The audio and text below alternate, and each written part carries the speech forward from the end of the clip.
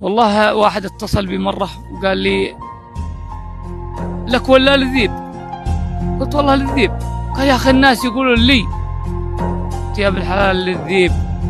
طبعا زي ما انتم عارفين الرجال تخلي وتملي مثل ما قال الشاعر، احنا رجال، احنا رجاجيل، انت جانا رجاجيل، يبغون منا جاه ولا معونه، يوم علينا مثل شرب الفناجيل، وايام ما نقدر على اللي يبغون. فالرجال قال مسألة 500 ريال سعودي. قلنا تمام. لا والله للذيب، والله يستر عليه يشيلها وحيث ما راح بيروح. وبعد مكالمة والله الرجال هذا غالي عليه صراحة، ولكن والله لا أملك هذا اليوم، لا يطلب 10,000 ريال يمني ذاك اليوم والله ما أملكها. المهم قلت له، أرسلت له أبيات أنا أقول فيها. قال لي للذيب ولا للحبيب؟ قلت له للذيب وكلها هنية، بعض الأشياء ما لنا فيها نصيب، خاصة لا جات ويميني خلية.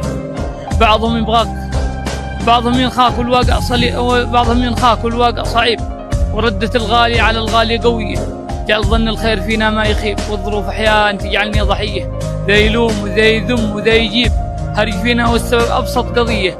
بعضهم يبغاك لازم تستجيب، لا اعتذرت الظرف ركبها دعية، الأوادم وضعهم يا أخي عجيب، كن معي ولا العلاقة منتهية، جار راسي دايما شامخ صليب،